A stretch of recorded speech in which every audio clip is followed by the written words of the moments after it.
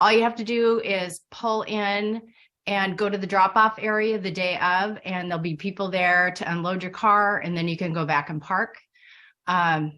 Also, we're going to have a coffee and treat station. So if any of you would like to bring some treats for the coffee and treat station, that would be really nice. Like any kind of baked goods or whatever you like to bring would be really awesome. Also, if you haven't registered yet, get registered as soon as you can. We're going to be sending out announcements with details about parking, what to bring the day of, if there's any last minute things. So that way, if you register ahead of time, you're going to get those announcements ahead of time and know what's going on. And also make sure that you check your spam folder or other folders, because those announcements in the past have gone not to your inbox. So check everywhere that you can, because you will be getting announcements, okay? And then lastly, the mob, Mothers of Battlefield. That's tomorrow, 11 a.m. on Zoom. I put my email and my phone number in the chats. So if you don't have the link, you can message me. It's just for the ladies. We talk about, whatever the topic of tonight is, or just whatever else is going on in our lives. It's a fun group. So hope you'll join us. And let's see if there's anything else I'm forgetting. I think that's it. Unless you guys can think of anything. Art? No? Okay. All right. Thank you. Thanks, everyone. So you got to introduce Kyle's Corny Comedy. Oh, I'm sorry. I didn't know. I'm sorry. Okay. Next up, we've got Kyle of Kyle's Corny Comedy Corner. He's our resident comedian. And he's the best. You sitting here? I don't know what's going on. Okay. Whatever makes me look less fat. Whatever spot. Okay.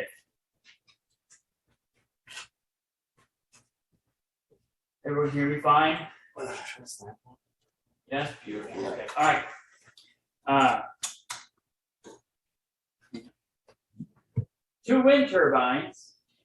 We're sitting on the side of a hill, big wind turbines, listening to Metallica. One turbine turned to the other and said, "I'm a big metal fan."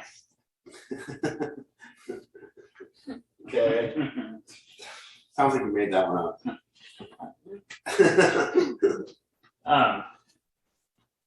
I have this phenomenal talent of being able to tell what's inside of a wrapped present. It's a gift.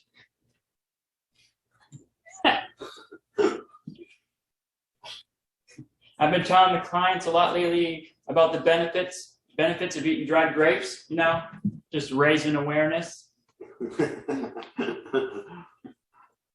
Raising awareness. Raising it, yeah. I was once in the circus. I was a human cannonball. They fired me. I have this friend who's completely colorblind, and he always says, "Kyle, apples are always yellow." And I say, "That's just bananas." You're on a roll tonight. That's some good ones. Travis is always telling me he's a compulsive liar, but I don't buy it.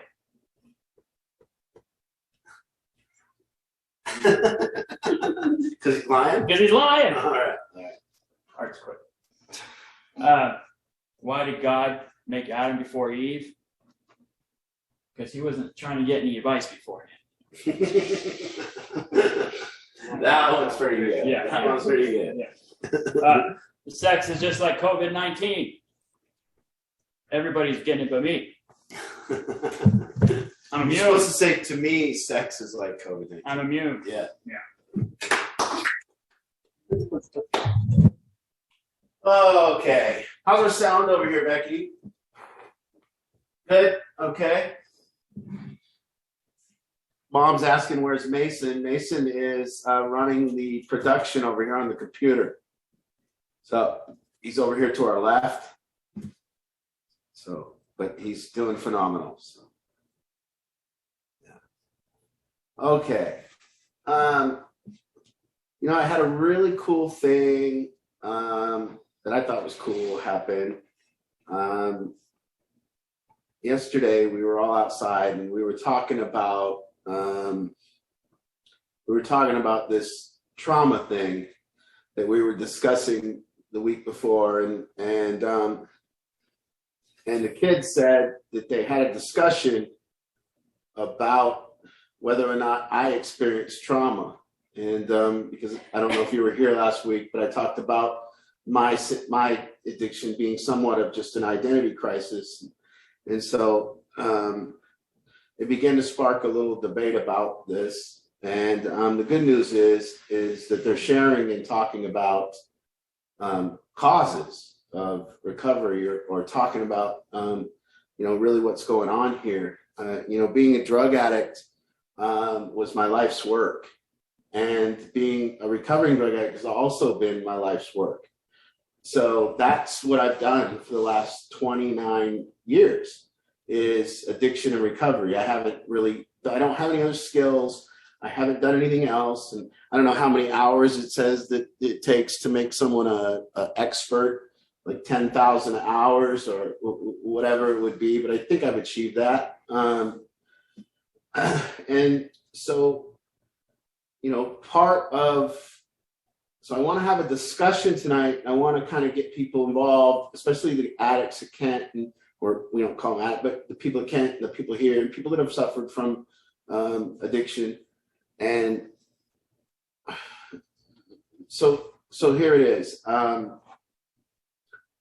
There's this thing that happened in 1985. And in 1985, they came out with this thing called the ACE study, ACE testing.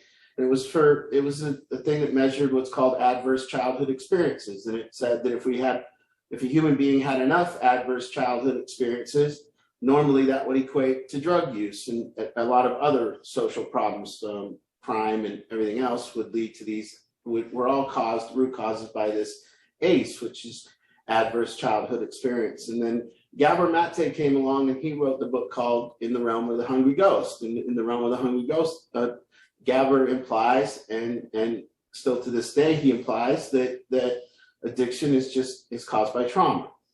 And and people, and I'm not disagreeing with that, and I do want to hear other people's opinions, but I'm not saying that, okay, that's not true. I'm saying, what's the point? And so what's happened is, since Gabor Mate come out and publicized addiction being caused by trauma, the field has changed. Addiction causes have been trending for decades. There's always been a new trend about what's currently causing addiction. It's been trending. Different times it was different problems. It used to be disenfranchised or poverty. There was tons of different reasons why someone could, it was hereditary. It was biological. It was in our genes. They've been talking about causes of addiction for a long time. But I want to get back to the point of why I kind of take offense to the term, to someone who hasn't suffered from a drug addiction, telling people that have what caused it and the inherent problem that I see with that. And I think that when I got sober, like I said, it's my life's work. And when I did get sober, my number one goal in life is to figure out what caused my addiction. I set out on a journey to do that. And I have a lot of things that I believe in with drug addict rights. Like I truly, truly believe a drug addict has the right to figure out his own cause or her own cause, has the right to look into that. I also believe a drug addict has a right to kill themselves with drugs, as long as they're not committing crimes, as long as they can do it without hurting other people. But they can't usually, and so we lose our rights to do that. But so this debate would ensue, or hear people's opinion. But I want to talk about when Gabor Mate came out, and this was known in the industry changed. It was known that now addictions come from trauma, which may or may not be true. I'm not saying that. I'm saying there's generally a lot different other things. But when that came about, there was an effect. We recently had some young ladies, I remember, and don't remember who this is, and there was two young ladies in our program, and they were sitting next to each other, and they were discussing how they became friends. And then and these are young ladies, we're talking 15 and 17, and they discussing how they became friends, and the words that they used was trauma bonding. We bonded through our trauma. So we've now become friends because we've had the same adverse childhood experience. And to me, that's where it's gotten insane. And meaning, you know, so I want to say, okay, let's say we figure out that this is true. Well, how is the benefit? How is this benefiting people? So what we see now is that people's trauma, and I'm not saying everyone, and I'm not saying you didn't have trauma. I'm saying I want to take a look at the possibility that people's trauma has now become somewhat of a identity. And that identity then gets locked in, and it gets very tough for people to not identify with being traumatized. And it kind of becomes their life story about this trauma. So that's dangerous, I feel, when somebody identifies that it's trauma. The other thing that I feel is dangerous is that that it's a very fine line between the cause of addiction and the reason I'm still an addict. There is a very, very fine line between those two things. I'm still an addict because of my trauma, can also, or I had trauma and I'm no longer an addict, or I'm still an addict because of my trauma. Those things is a very fine line. And we've kind of set out on this journey to take responsibility away from the addict. And that always offended me. That generally offended me because I was a normal person. I'm not different than you, and I'm not different than you, and you don't need to call me wounded, and you don't need to tell me that I've been traumatized, and you ain't in here in my experience, and I'm highly offended that you believe that you could just tell me why I'm an addict. Like, I needed to figure that out, not you. I was in my own experience. I did it. I was in that experience of being an addict for 17 years. Don't tell me why I did it. You don't know. And just like we hear, we don't know what people are going through. We don't know how trauma affects people. We don't know who's really struggling with it and who really is benefiting from it. We don't know. So my point is, this isn't your cause of your addiction is individual to you. It's for you to figure out. Don't let no one tell you why you're an addict, because they'll come up with whatever bullshit they want to come up with, and you're supposed to swallow it. And who gets to do that? Somebody that's not been a drug addict going to tell me why I became an addict? You're smart enough to understand my experience more than me. You know, I think that's a little crazy. I think it's crazy that you know, we need to find this cause. You know, one of the things that's very congruent, I don't care what causes your addiction. And the other thing I want to mention is, I don't remember a kid in pain, getting on a boat and getting over to China and getting some fentanyl because they're in so much pain. And then go to China and bring the fentanyl back. Didn't the fentanyl come here? Didn't they bring it? Didn't it come in truckloads? Every one of you parents that's on this screen knew 0 heroin addicts and 0 fentanyl addicts when you were in high school. And you can tell me if I'm wrong, but you didn't know any. And the reason you didn't know any, because there was no fentanyl and no heroin. It wasn't here. People didn't start making meth because they were in pain. People started making meth because they wanted money. So the people that made meth wanted money. That's what they wanted. Maybe some of it's pain, but who knows? And so, you know, there is a strong case to be made then that drug addiction is caused by drugs. There's a very strong case to be made. I know every single addict, one of the things they all have in common is they've done drugs. Now, we don't have much else in common. We come from different backgrounds. We come from different childhoods. We come from great childhoods. We come from poor childhoods. We come from biological families or adoption. We come from every different place. But one thing we all have in common is that the drugs came and we did them.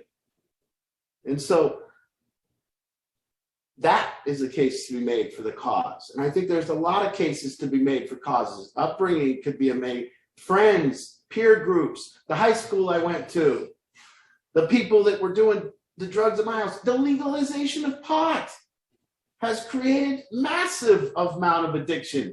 I was like an outsider in high school smoking pot. I was an outlaw smoking pot. I was like, ooh, I don't want to get caught. None of my friends smoked pot. The athletes didn't smoke pot, people did, but since they've legalized it, that's caused a lot of addiction. You look and you see, especially among youngsters, 15, 13, 12. And it's okay now for a youngster, not even no trouble, to be at high school and smoke a vape that has weed in it and get in zero trouble. That's insane. So that's my point. Do I think Gabor Mate is brilliant? Yeah, I'm reading his book right now. He wrote a 19-hour Audible book, so it's a little tough to get through, but it's called The Myth of Normal, and it's 19 hours, so you got to go through every part of it. But you know, his stuff on addiction, really great. I just think it's corrupted the treatment industry. It's corrupted recovery. Because how do we recover from that? How do we actually, if I've had trauma, is trauma my reason for drug use, or is trauma my reason to still stay loaded? And that's a fine line that people are flirting with. I just had a discussion with somebody here because they're talking about cravings. And I said, the problem with talking about cravings is if you don't understand yourself, then you could be telling people you're having cravings because you'd like to warn them that you're going to be loaded soon and you will be using drugs soon. And so you want to soften the blow and you tell people, I'm having cravings. Like if, I talk to Ange and I go, just so you know, I'm having all these cravings about sleeping with beautiful other women. I'm just having cravings every day. I got these cravings. Well, then when I did it, I could say, look, my cravings got to me. There's nothing I could do. And there's a fine line between that and saying, hey, I'm having cravings, but I'm never going to use drugs. I'm having cravings, but I'm not going to do that. So right now I need to do something about these cravings. I need to actually get out of my head. I need to go do something else. I need to really fight these because fighting cravings, it's like, of course. What else are you fighting? Isn't that fighting addiction? Isn't fighting cravings the actual fight to fighting addiction? And people are shocked when they're having cravings. It's like, that's the fight. If you're not fighting cravings, you're probably not even in the battle yet. Wait till you have to. That's going to be a tough day. So you want cravings if you're in the battle. You want to face them. You want to look at them. And if you're into recovery and you think trauma is what caused your recovery, I commend you. What are you doing about it? What are you doing about it? Are you telling the truth? Are you talking about it? Are you sharing?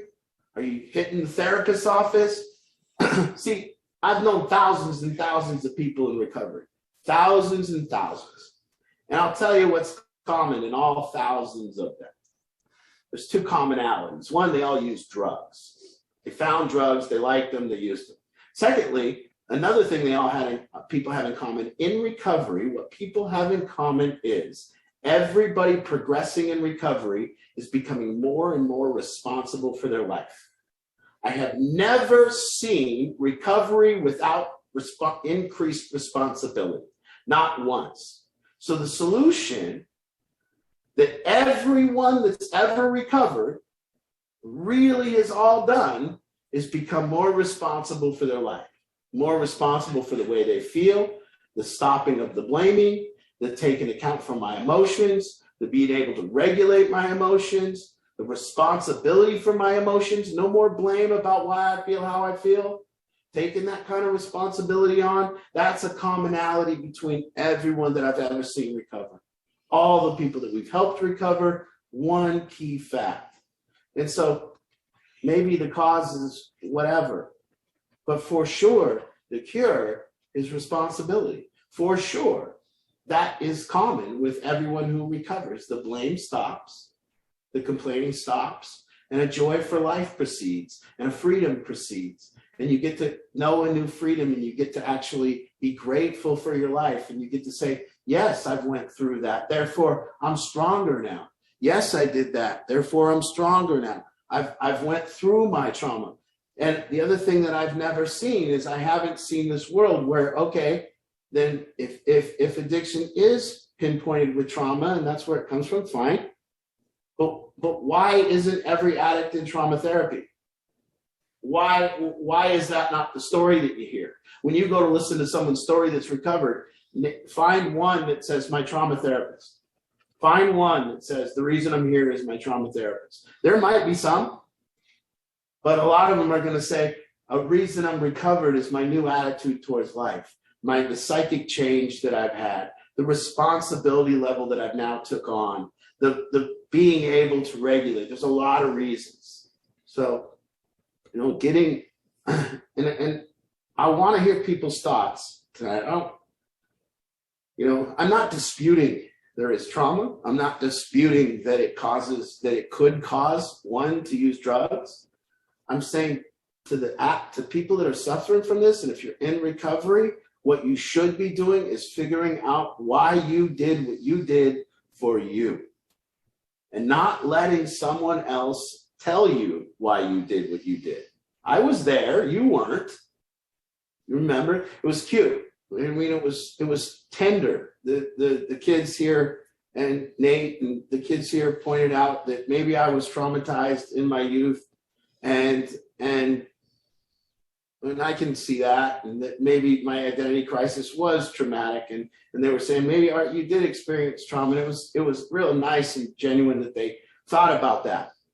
But I was there, and what I understand about me in those times, I would have a hard-fetched time going to somebody that's experienced the big T trauma, being kidnapped, being abducted, raped, seeing murders, and going to that person and say, well, I want to tell you about my trauma. My trauma was I couldn't play football professionally, and I was 4'8" and I didn't make it, so I started doing drugs. That's just not a story I want to run up the flagpole. I don't want to do that. So getting an understanding that, yeah, it doesn't matter. But, if you're in addiction and now you're in recovery, I also encourage you to make this your life's work. And it's your journey, and it's your thing to determine, and investigating yourself and figuring out if it was trauma that caused my addiction, or if it was just I was too much of a partier, if I was pissed, my parents got divorced, or maybe it was a friend named Jim. You met a friend named Jim and he turned you out, and he said, here's some cocaine, or maybe you just shouldn't have met Jim, and you would have never been a coke addict if you didn't meet him. Maybe it could be that. Maybe it could be that some kid, maybe your knee got hurt in football. Maybe it's that. Maybe somebody made it 35 years, like a Max Komar, made it 20 years, made it a long time with discipline and upbringing and a good childhood, and got to the point of being a professional athlete, and then hurt his knee and got prescribed pain pills for his knee. Or maybe you're a 60-year-old woman suffering from rheumatoid arthritis, and you get arthritis and you get prescribed pain pills. They're very good. They feel very good. You also might become an addict. There is tons of reasons. And to give these youngsters an excuse to say, hey, you're an addict because of your trauma, and then have someone go down that path, I think has caused harm in the recovery world. I think it's preferable to be mad at an addict. Actually, I think it's more effective when the people that love them are sorry, that's just me, but when the people, for me personally, in my journey, My family being mad at me was why I stopped using drugs. Thank God nobody taught them to not be mad at me. Thank God nobody said, don't pick on poor Art, let him keep getting high. Thank God. Thank God they showed me that anger, and they showed me the lack of love, and they took it away from me, so I had to earn it back. So I had to become a different person to earn their love back. Thank God. Thank God for the process of addiction and recovery. And then there's a big, strong argument to be made with psychedelics and ibogaine and all these types of new treatments. And I'll just say one thing to that. I think that there is extreme benefits, so I would never argue with that. And I think they're good. But I also would just like to point out one thing, because if we say that these drugs reset your mind,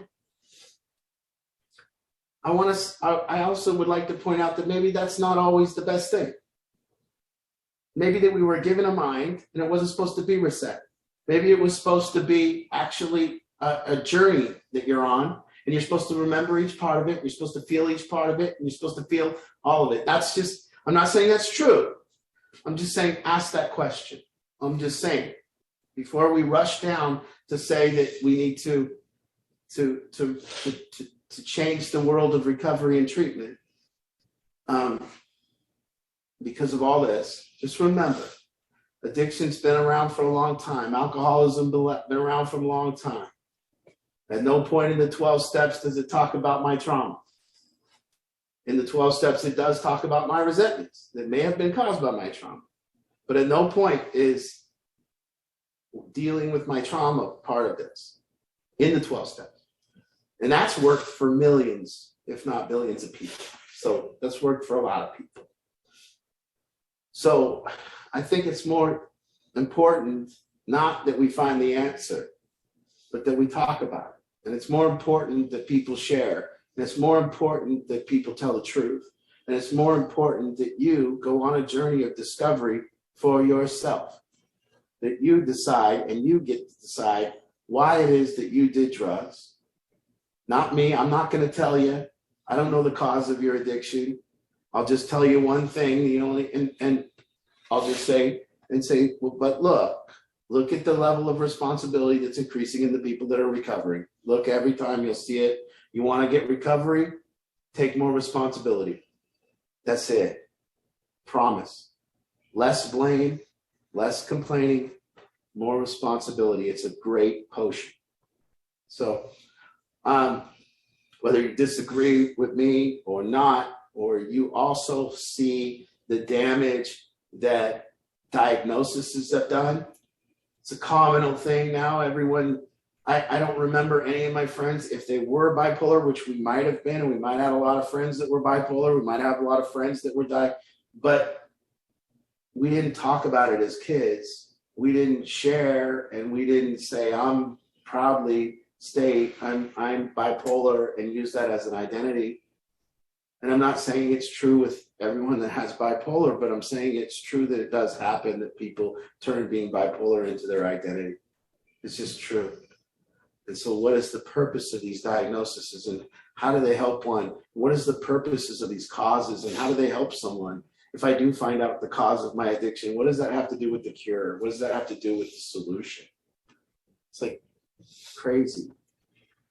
And so I just encourage anyone to share tonight. And if you have some thoughts about what I just said, I'd like to hear them. And I'm open to whatever possibility that you're thinking. I'm not here saying that what I say is something you need to believe. I'm just giving a perspective. And I'm ambivalent whether you take my perspective on or not. I'm just saying it's useful. I want to find use, and I want to find value. And I talk about the things that provide value and use. So questions, struggles, comments, raise your hand, use the raise your hand feature. This is where we're missing Ange Beck. You got to step in here, get them going. If you're new and you want to introduce yourself, please do.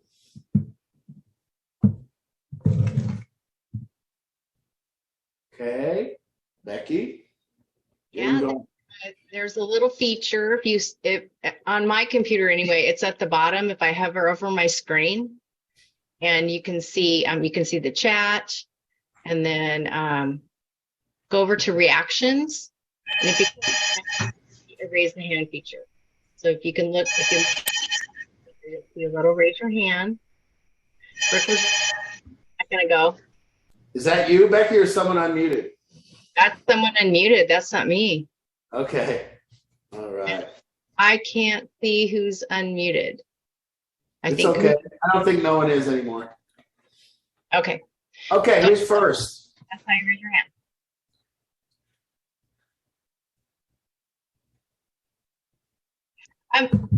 I'll raise my hand Okay. and ask a question.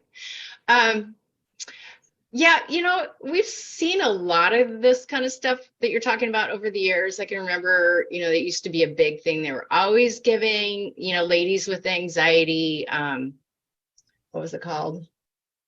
Valium, Xanax. Valium. A lot of people got hooked on Valium. A lot of people had really weird reactions to Valium.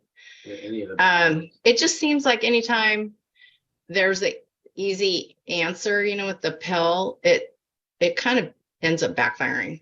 It just, and then you were talking about these different psychedelic type therapies, and I know, like, at what age?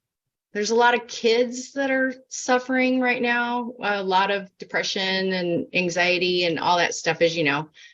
At what age, if those are beneficial, would you recommend something like that? I mean, would you recommend that for someone that has a developing brain, or? I have no say in that. I don't know. I don't know enough about it, and I don't know. It wouldn't be my answer. But I'm not saying it's not extremely beneficial and hasn't helped a lot of people, and I don't see much harm in it. I've also done ayahuasca.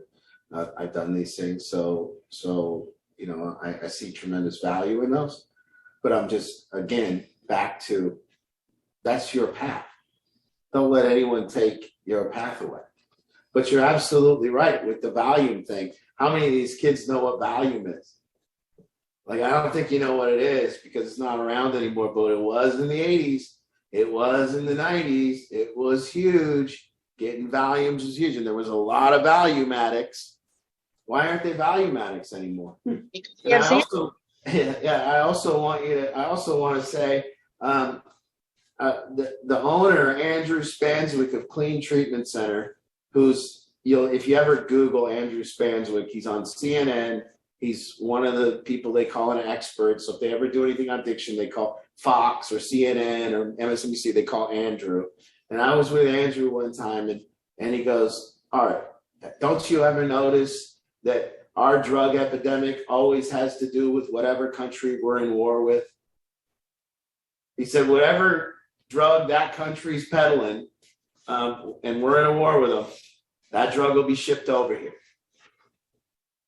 And it's no question we're struggling with China, or we struggle with Afghanistan and the opiates come over, or we struggle with Nicaragua and the cocaine comes over, or whatever,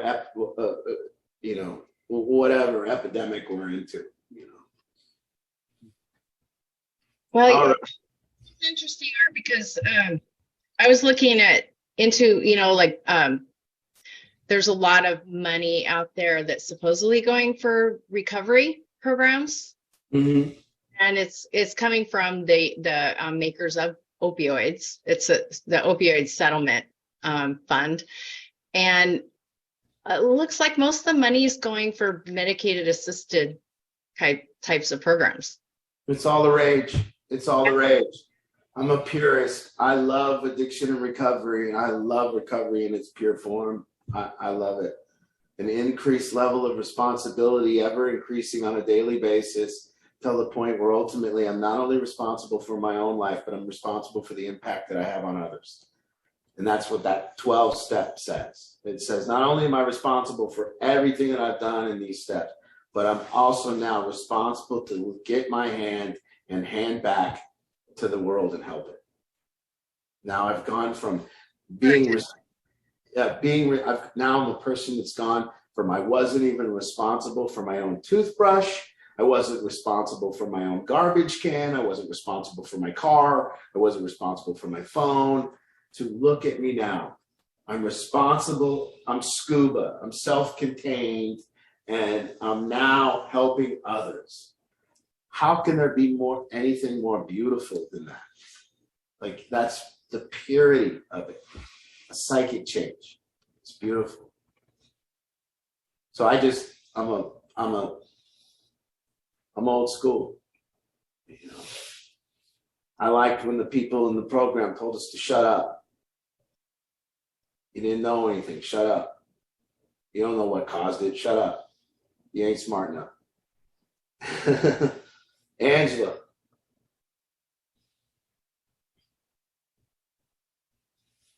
I fully agree with you, Art. I mean, I'm going to tell a little bit about my age and my day. Sorry, I'm just getting over COVID. Wasn't bad though. Okay. You know, my mom died when I was 16, and I went through a period for about 3 years that she was sick, and you know, tampered with a little bit of drugs myself. But back in that day, it was marijuana, the old Quaaludes, cocaine, acid, and not patting myself on the back or anything, but I never got, I guess, dependent on it. We did it for fun. We stopped doing it. We got good grades. We went on. We worked when we were in high school. Maybe it was the day. I don't know. Parents, I mean, I'm 60 years old almost. So the one thing I did get addicted to was nicotine. And I really think it's more the habit than the nicotine. But I think you're right in the old school way of just getting through to these young people what's right in front of them. Yeah, I don't know necessarily if my thing is right. I know that it's just my thing. That's just the most purest thing that I respect is watching that process. The process of someone going from dependence on everything and dependent on society and dependent on people to help them, and watching that person grow to the point of independence. It's gorgeous. It's just a gorgeous, gorgeous thing to watch. And to be a part of that is what I want to be a part of. And It just seems these day and age, every step of the way, people are trying to take the responsibility from addicts. Right. Every step of the way, they're trying to defend, pull. I just saw in Portland right now, they're trying to pass a law that if you're homeless and someone asks you to relocate, you can sue them. It's like, you know, I mean, it's just so, you know, I don't know. Sue? I mean, I can see being upset. I can see, but to be able to file a lawsuit? I mean, geez, I'm sorry you're going through that, but come on. Right. Really. But thank you, Angela. You're welcome. Danielle. Howdy. Hi. I'll be a little open book too, because I just always am. You bring up a really good thought about, is it trauma or not that causes addiction? I was molested by one of my mom's boyfriends in the 6th grade, and then the next boyfriend after that beat us all, verbally and mentally abused us, and my sister was molested by my dad. So we both had basically the same type of trauma. But as a teenager, I mean, I experimented, like just to have fun. We were just all together to party. You know, I've tried acid, tried coke, I smoked marijuana, I've drank, but I never became addicted to anything, but my sister became an alcoholic. Mm-hmm. So it's a interesting thought to figure out, like, what is it that chooses and how you go down one path versus the other path. And we were in the, same environment. Yeah, and you'd have to go back to remembering, sitting there with that first time that you experimented with drugs, Mhm. was it because your mind was filled and not free and you felt you couldn't stop thinking about something and obsessing, or was it more, this is what we're doing right now? It was, this is what we're doing. Yeah. We're at house parties and, you know, we planned it. We knew that Saturday night, we're all going to try some acid, $5 a hit. We get to get drunk. It was 40-ounce Old English. Nasty Yeah. stuff. Yeah. Yeah. But it was a plan. We knew this is what we're doing this night, and we'd party all night long and then do our thing during the week. And what were we doing the next night? You know, going to, you know, maybe do some speed, and you go to the skating rink, and, you know, just and we forgot about this word, because I don't see many of the youngsters doing it anymore. This whole word called partying. You know, in our day, we partied, and then Yep. some of us became addicts because we partied too hard. Mhm. We partied just like the other people, but when the party ended, we wanted it to keep going. The only difference from us to them was we wanted it to keep going. They got tired of it. Yeah. And I mystified why people got tired of drinking. How the hell can people get tired of this? How can you get tired of doing drugs? What's wrong with you? They're so damn good, you know?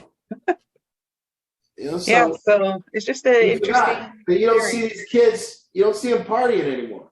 You don't see them going out to a party on a Friday night and drinking beer and being stupid and trying to get laid. And that's not even going on. It's like straight to the hard stuff. Yeah. You know? Right to the fentanyl, right to the meth, right to the dome. And then it's Yeah. over. And even the weed is the hard stuff now. The Oh, it's weed- not like the weed back in Yeah. our day where you're totally, you know, we happy love smoked a and joint. everything. We smoked a joint. We played some Madden, and we ate some Doritos. And That's what we it was about. laughed, and we giggled and laughed. We didn't think about killing ourselves after we took the weed. We thought about loving kindness and Yep. feeling better about people. And we had all these. We might have been angry and frustrated, but smoke a doobie, smoke a bowl. Yeah. You ain't angry and frustrated no more. That shit Yeah. worked. That shit Yeah. worked. And if you Yeah. think about it too, you know, you're seeing people smoke weed today. They're not laughing and happy. No. They're zoned out, you know, head high, body high, Paranoid. Yeah. Paranoid. paranoid for Yeah. sure. Yeah. That was what always gave me up. If I got stoned around my folks and I laughed too much, Yep. they always got me. And sometimes I'd get in fits where I couldn't stop laughing.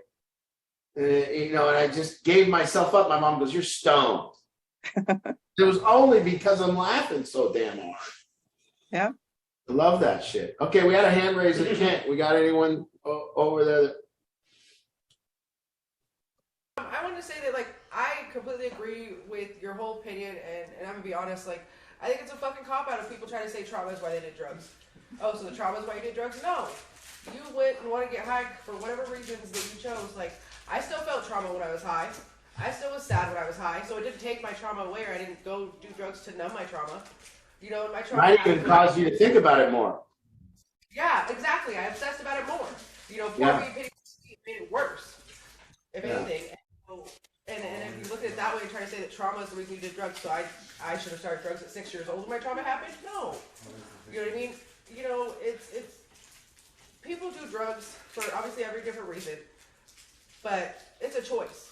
We chose to go do drugs. You can't blame it on your parents, your childhood, your trauma, and this is my opinion.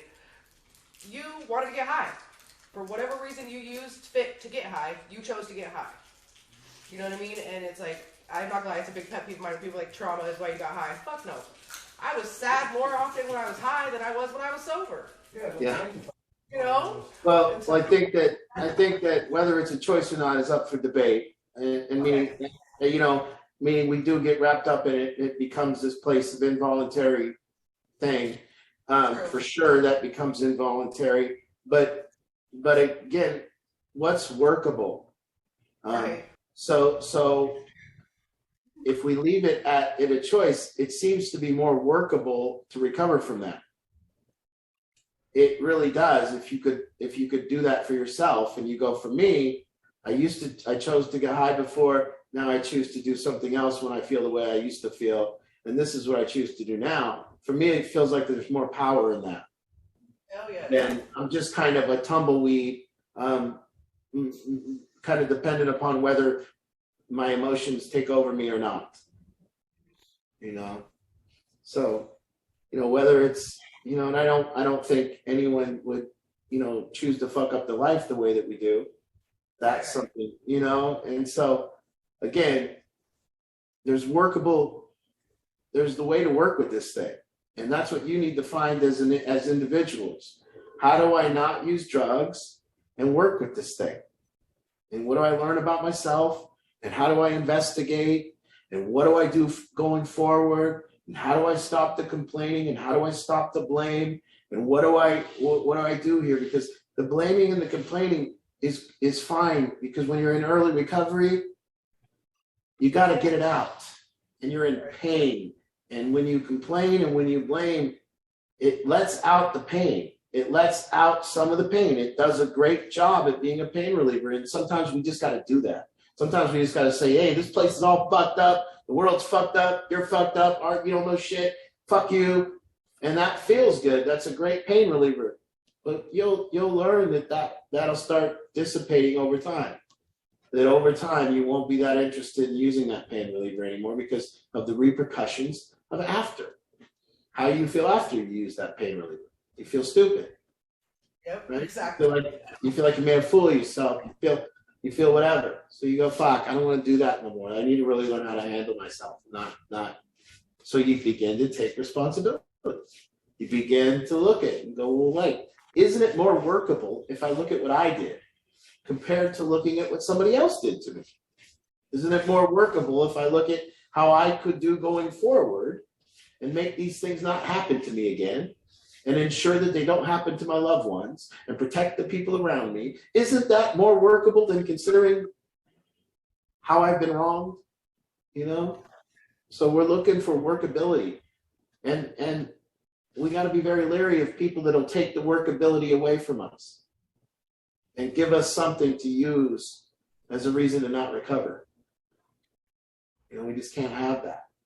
And I think that this is your life's work, whether you like it or not. Most of you in that room has been doing this for 10, 20 years. That makes you an expert. That makes you an expert more than other people say they're an expert. So when I see that somebody says they're an expert on addiction and they haven't went through addiction, what the hell? Can you imagine being an expert on race car driving and never driving a car? And then telling Jeff Gordon that you're an expert? What the fuck do you mean? You mean you read a book? You know, that's a very tough proposition. You know, how'd you become an expert? Oh, I read about it. I went to school and got taught by other people who didn't suffer. Bill W. was an expert on alcoholism. That dude was an expert. I mean, seriously. You all done drugs 10 years. That makes you an expert. Really. Now you're in recovery, and you're going to be an expert in recovery. It's up to you to be your own expert. Who next? Let's get some people out there. New people. Becky, we'll find some new people and have them share. Well, I want to introduce myself. I'm Kenny. What's up, Kenny? What's up, man? How you doing? Good, man. Good. It's nice to see you guys, man, to be a part of it. But I was just really excited to be a part of a group that, you know, Emma's really, really fond to, you know. So I just felt like. Hit by a car. What's that? I heard you got hit by a car sitting there. Well, I'm not sure. Yeah, I mean, I was in the house watching TV. You know what I mean? Yeah. Yeah, but yeah. Car came. You got through struck. the car came through into the apartment, and it hit the back of the couch and sent my bony butt across the room. You know what I mean? So yeah, Great. so yeah, I just like I said, I want to reach out because I'll be visiting this thing we're doing here for a while now because I got my little small issue I want to deal with, and me and Emma, we got something coming that we need to be at 100% at. So That's right. Yeah. Well, so I think it's time that we get you ourselves can always together. get in your car and come over and visit. Yeah, one day, yeah, most definitely. Come Most stay a definitely. weekend. Yeah. I think Emma brought that up to me a while ago. It sounded pretty exciting. Yeah, Yeah, come on over, man. I'll give him Go most a definitely. night out on the town and everything. I'll give him a Yeah. All Yeah. right. All right. All right, man. Thanks, Kenny. All right, no problem, man. Nice reaching out to you guys. Who's next?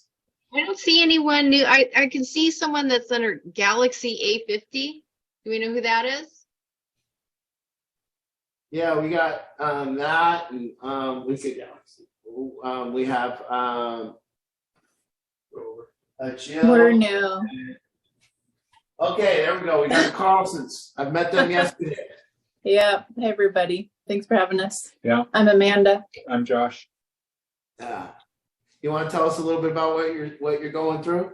Tell them. Summary, our almost 17-year-old son is addicted to high potency THC and has left our home, and he's been gone about 48 hours. Did we get any progress today on meeting with him? No. No. No, he hasn't responded. Okay. Up above on one of the screens here, you're going to see Miss Sherry Pennington. Miss Pennington came to us. Miss Pennington came to us about, was it 2 years ago? Brian's on right now. Tonight.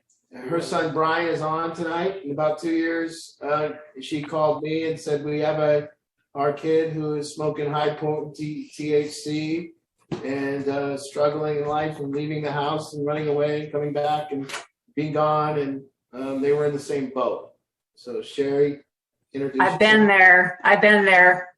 Happy to talk with you guys individually if you want to. There is hope. You can get through it. So I think my young human, he was 16 when I dropped him off with Art, and they were able to get through the issues and get him off that high potency stuff, because that stuff causes you to spiral so badly. So yeah, and it is one of those places where you're like, I have no idea what you're doing.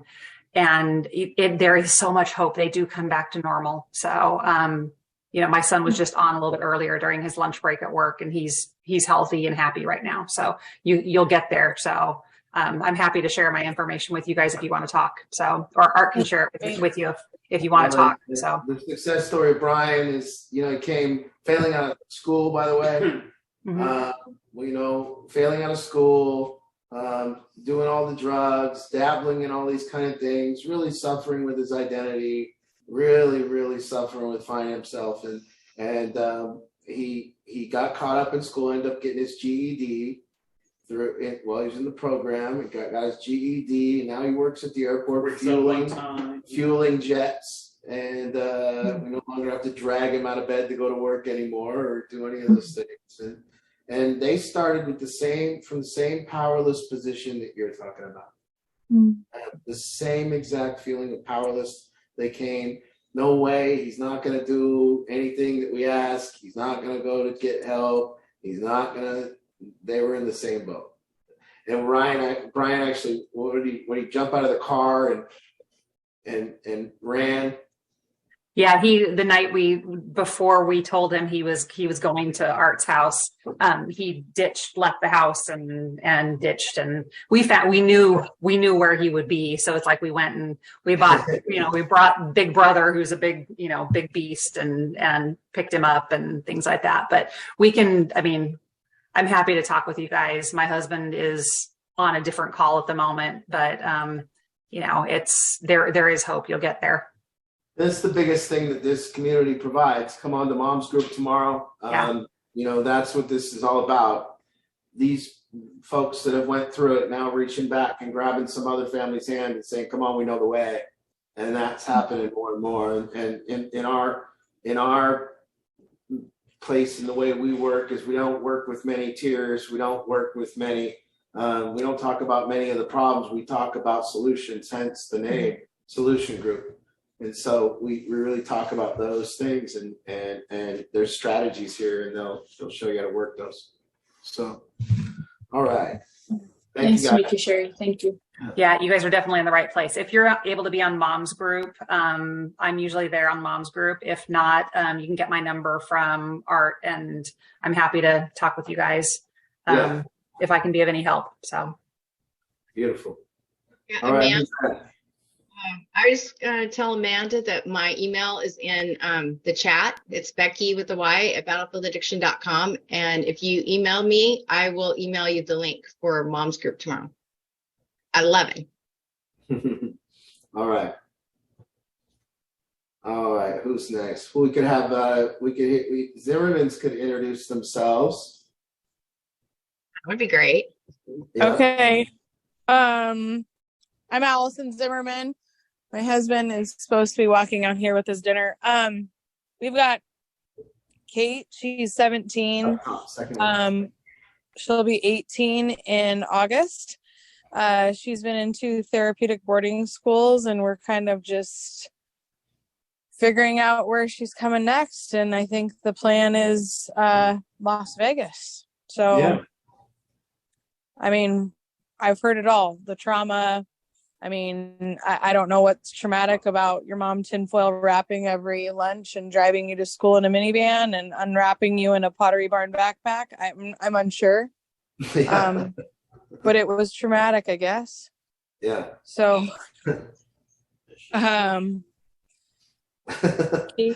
Kate's chosen a rough path, and she didn't have a rough life. So I'm unsure. But she's not happy with who she is, I'll tell you that. And I do also want to point out, I don't know why I'm doing it now with you, Allison.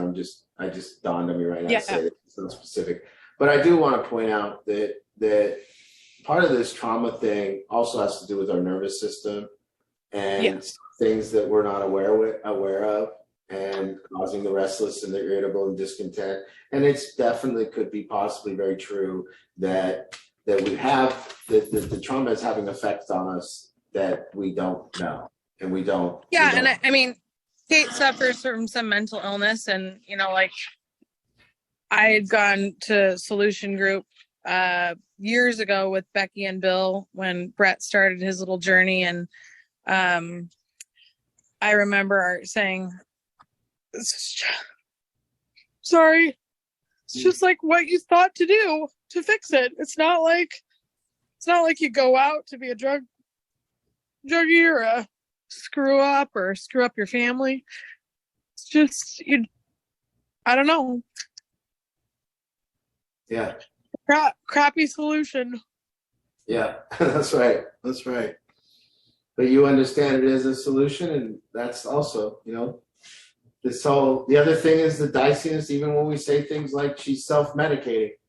Even when we say things like that, and make people just say that off the cuff, they say I self-medicate, whatever. And then I want people to even question that. Why is that good to say? What value is I went out and got high, or I self-medicated? Which sounds better? Yeah. I mean, and so even that can be like another reason. I self-medicate, that's why I can't stay sober. And it always seems like those things come through, Yeah. Oh, I'm not getting high and partying. I just self-medicate. Wow. And Drew and I don't care what her reason is. We just want her back. That's right. That's right. Most of us don't. And the only thing I even worry about listening to causes is because when those causes begin to become excuses. Yeah. 100%. And there's just no value in that. There's no value. Becky, do you have a question? Well, I was just going to say, you're talking about self-medicating. Back when Brett was young, and I don't know if Allison will remember this, but they actually recommended that we medicate Brett to prevent him from taking illicit drugs. Yeah. They tried all kinds of, like Adderall and Mhm. all that kind of thing. And I'm sure there are other people there that have had that same experience, but Which they just agreed. yeah. Anyway, And you're suggesting that the Adderall wasn't that effective? I'm suggesting none of it was effective. Yeah. Yeah. Help him in school or anything either. I do remember Brett at that age, and we own pharmacies, which is just ironic because my kids don't take anything because it's not always the solution either. It may be a coping mechanism to get you through to a point, but you got to go back to where the problem is. Mhm. Responsibility. You gotta Yeah. find it. You gotta find it. Yeah. Yeah. All right. Who else has thoughts? And please, I'm not interested in all the people agreeing with me. I don't mind if anybody has thoughts that are contrary to. That's the kind of discussion I was hoping to have. One that people go, I don't agree with that, Art, or whatever. I don't care. And if it's not this week, maybe another week you pipe in and you say it. But please, I'm just here to facilitate a conversation. A lot of times it's hard. People don't want to. But each one of you guys, especially you guys you're going through this stuff, become an expert. What else would you do? Why wouldn't you? Why wouldn't you study? Why wouldn't you understand your experience? Why wouldn't you go back and contemplate and go, let me look at why I did drugs. Let me remember my life before drugs, and let me remember what really was prompting me to do drugs. What was it? Let me look at this. Yes, thank you. I agree with everything you said, but I just wanted to hear from one of the kids like that has been clean for a while, and just hear their story or hear how they dealt with their emotions, their feelings, regulating all of those things. What did they do to stay clean? Is it still to them a daily battle that they always think about, or are they, as you get clean for longer, because I've never been addicted to drugs, maybe to food, but is it something you think about every day for the rest of your life, or does it get easier? How does that That's right. Somebody at Kent. Soderman. Somebody, anyone at Kent? Yeah, Chris, anyone want to answer? Chris Soderman, answer it. Mike's over here. Could you repeat the question, please? I was trying to get somebody else to answer the question. What your experience is like for a while. She said, "Is it get easier?" Yes, it absolutely does. One of the biggest things is for me was to find something that I enjoyed as much as I enjoyed doing drugs. And connection with people that genuinely cared about me and loved me and that I could love back. And that was a kind of a building point for me. And sticking with that same group of people through some years, through some things that I've gone through, as you know, I'm living a life that I never thought I'd have. And I'm 50 years old. I thought it was going to be over, a while back. And my life's growing better and better. And it's a direct result of the people in this program sticking around. I'm not the same as anybody else here. My formula for success is not for everybody, but it's working perfect for me. Yeah. A lot of people here have individual, formulas that's working great, and it's where I can be happy, and other people here are happy, and it's real. It's real love. There's real good energy, and it's just so genuine. I hate phony shit, and there's nothing phony here. Yeah. Aaron, let's hear from you about staying clean. There's a guy right now that's doing well. See the question. So for me, it did get a lot easier. Definitely over time. Trying to think of something to say, but What's your formula look like now? I don't really have a specific formula. It really the thought of doing drugs really just doesn't even occur to me as an option, because it's maybe I did so much and just knew it got so bad that it didn't help anything. So currently, for me, I show up to this, I try to show up to this regularly. What about the hiking? Yeah, I'm out climbing mountains, hiking, teaching mountain climbing classes, and yeah, so I do that often, and yeah. Yeah. Who else? Kyle Munkers. Kyle. Yeah. Kyle.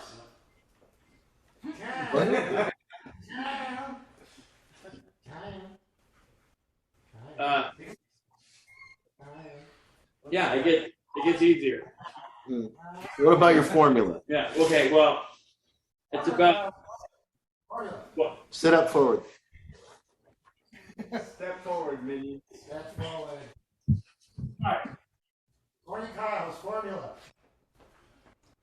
It's about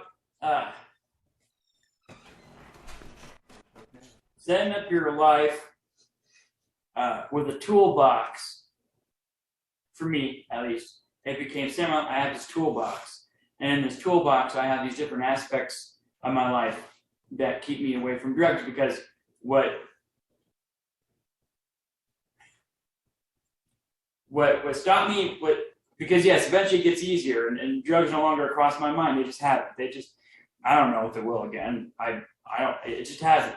But it's about building up this toolbox, and inside this toolbox, there's all these different things. I got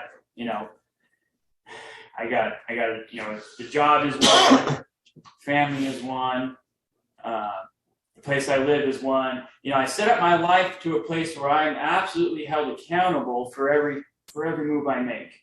I mean, if I leave my house, if I'm not at work, people know where I'm at. If I'm not at home, people know where I'm at. My mom calls me every single day. My twin brother calls me every single day. Like, I set up my life to where I can be held absolutely accountable with everything I do. Because the first thing I will do is I will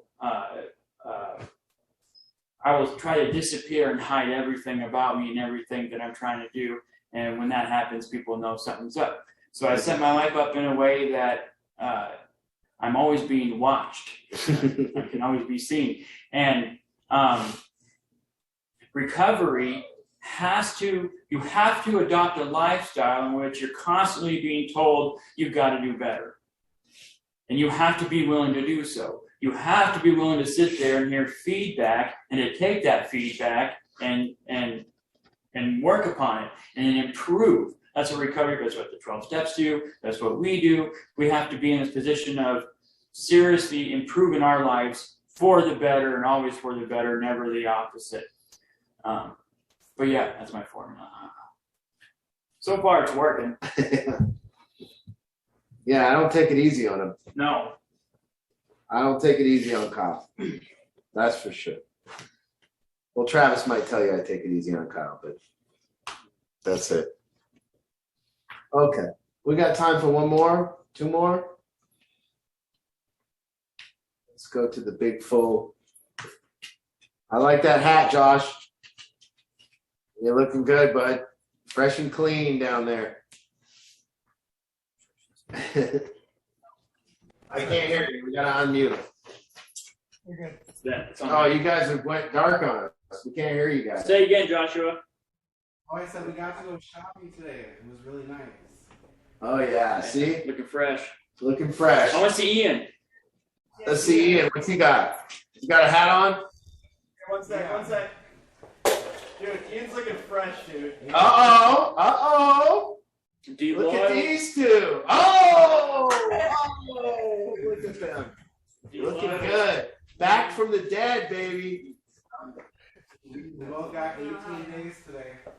18 days, clean. Back from the dead, guys. These guys were from the depths of the streets. Deep. Yeah. Deep. Let's give them some credit here for where they've come and how far already. Been through a lot already in 18 days. Yeah. Right now, just taking a day at a time. So. Yeah, I like it. Back out there. Tough shit, man. You're really up. You definitely came prepared today. Okay, guys, speak up, Ian. Definitely came prepared today. I agree with everything you said, especially the part of remembering everything. Like, resetting the mind.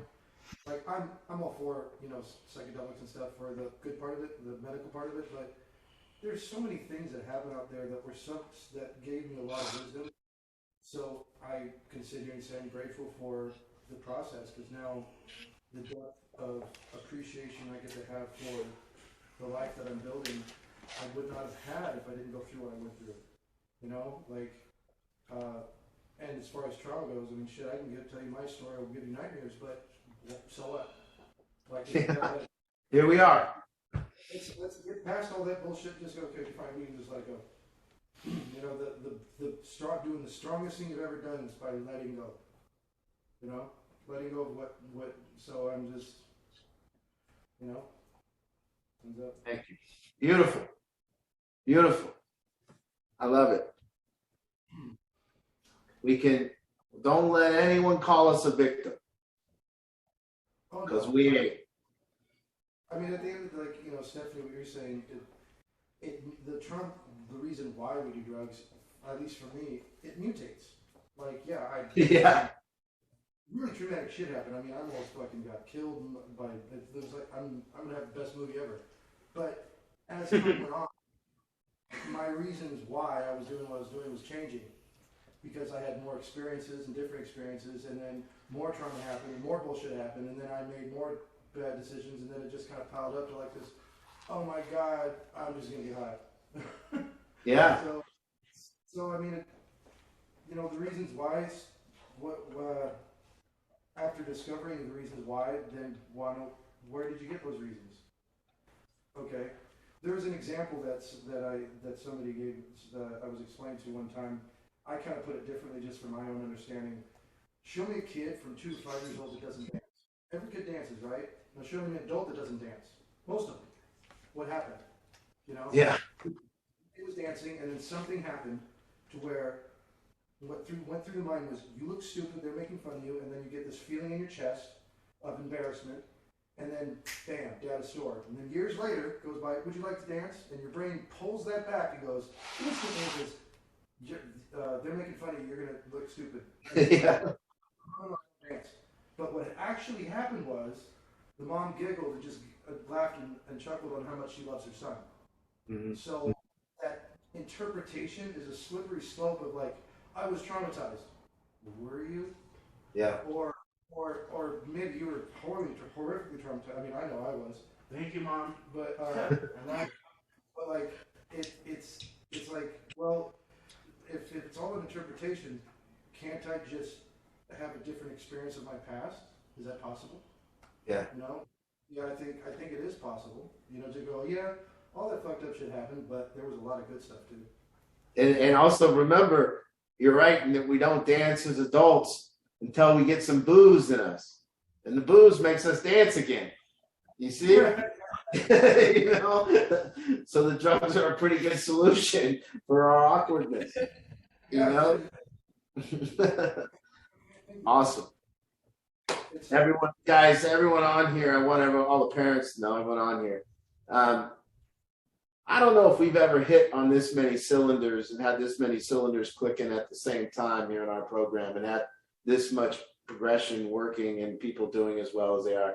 I'm always hesitant to say that because usually that precedes a collapse, but hopefully that's not going to be the case. But we've got amazing things happening and everyone doing really well. And I want more of this. I want more of you guys hearing from these guys and really getting their perspective and seeing it. None of us are sitting here as victims. None of us are saying that, and we don't need anyone in the world to get on TV and tell us that we're victims. And what would stop fentanyl addiction for sure is not if we stop trauma, but for sure if we could stop fentanyl addiction, if we stop the fentanyl from coming here. For sure, if truckloads of fentanyl weren't delivered to our city, there would be no fentanyl addiction. We know that for sure. So the cause of fentanyl addiction really could be closely related with fentanyl. I mean, really. So we know we can stop it, but we don't. and 3,000, 190 people, 200 people die a day, and they don't stop it. And they tell us we're doing it because it's trauma. Well, that's a lot better than saying, hey, you guys are fentanyl addicts because we can't stop it from coming in. You're screwed. In fact, we're begging them to do it in because it's part of our trade with that country. If it wasn't, we'd go over and say, hey, we'll give you $1 billion. Don't bring that stuff here. So what's going on? Really? I forgot a joke. Uh-oh, Kyle says he forgot a joke. He wants to break in. Yeah. Then are we done? I'll do after we're done. Are we done? No, I'm going to close up. Okay. All right. Here he comes. All right, come. If a woman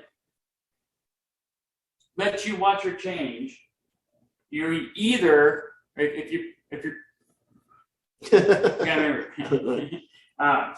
If a woman ever gets dressed in front of you, you are either her boyfriend or you're 100% in the friend zone, or she hasn't seen you in the tree yet. All right. Keep it on. Okay, so we encourage you guys to all meet each other behind the scenes. Becky has a conduit or a pipeline to the phone numbers. Sharon, we have complete transparency in everyone we help, and we want you guys to, and everyone has become a huge group of people that most of our friends have now become this group, and we have dinner and all that kind of thing. So get in here and get plugged in. And once again, I just want to tell you, nothing what I say is true. It doesn't have to be. I'm not claiming truth. I'm not claiming to understand more than another person understands. I'm just asking questions and giving a perspective. So thank you for listening. And once again, always, every week, it's an honor to be part of your families and get to help. So thank you. We'll see you next week.